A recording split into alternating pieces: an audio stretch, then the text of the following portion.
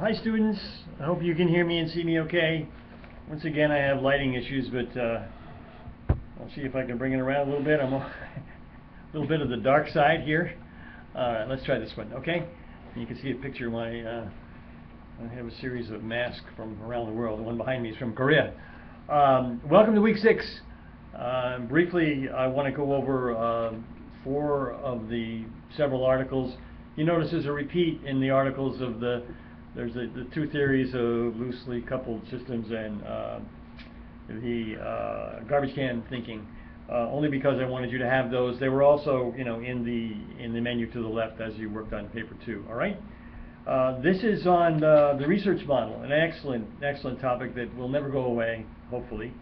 Among the articles, the one entitled "7 Devils in Exchange for One" is a wonderful piece. 1939, University of Buffalo. Later became the State University in New York at Buffalo, where I went as an undergraduate a few years ago, when it was known as the Berkeley of the East. A lot of good radical politics there, which is a topic for another course, which I would love to teach. But this article in 1939 is really the beginning, some believe, it's a summary of the need to standardize things in higher education. In particular, it was the early formation of the Council of Medical Education. At an earlier time, I may have mentioned this before, there were so many medical schools that had bogus training for their faculty that the medical service was poor, and the training was poor. And you can imagine about the patients who had poor service was a big deal. So this was a development of voluntary standardization, trying to improve the training of professional schools, to provide some regulation to professional practice. And they also comment on here there was also no training for librarians or for social workers and other fields as well.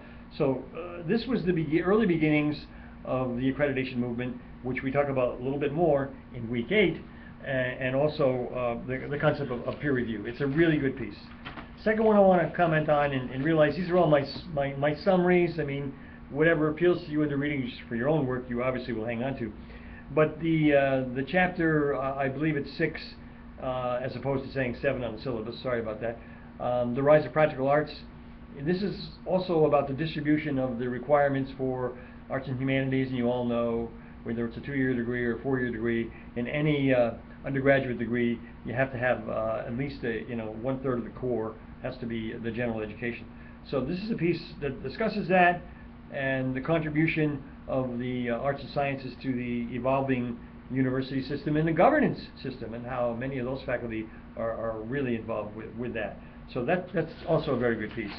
And the next one I want to talk about is the 06 article by Ash on a Bachelor of What, a Master of Whom, and it talks about a man by the name of Wilhelm Humboldt, who was the founder, German intellectual of the University of Berlin, and the first president, I believe, in 1810.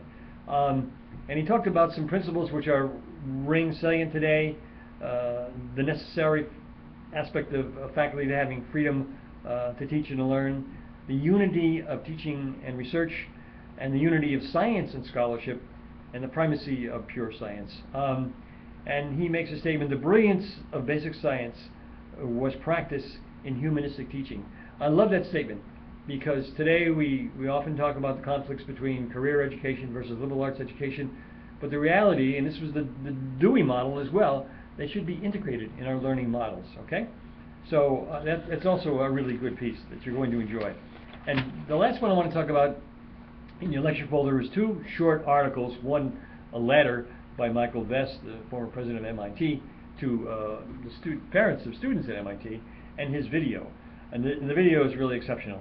It talks about the 6 key principles: that teaching and research are equal in a learning environment, that the qualifications for people doing research should be no less than the qualifications for faculty to teach. Excellent. And the third, that science flourishes best in an open environment, which again talks about the concept of the open university with a dedication to scholarship and higher learning. And 4, that it's very essential to give faculty the freedom to study what they feel their discipline is drawing them to do. And 5, that competition among universities and institutions of higher education, particularly in the area of research, engenders excellence. Okay, we know that's true. That's how you know, after Sputnik, we got the race to the moon. And 6, it's fundamental scholarship and research must be, there must be equal emphasis and equal aspects for opportunities and support for whether it's pure research, pure science, and or applied research, okay? In summary, those are the points I want to make. I mean, these are very good readings. The research topic is so important, and the discussion board question this week has to do with the research model and how you feel whether or not where it fits in our system of higher education, okay? So that's my brief summary. Welcome to week 6. You're moving along fine. I'm happy to have you here. There's a lot of morsels of material here that'll help you as you move through this course towards your final paper and towards your dissertation topic.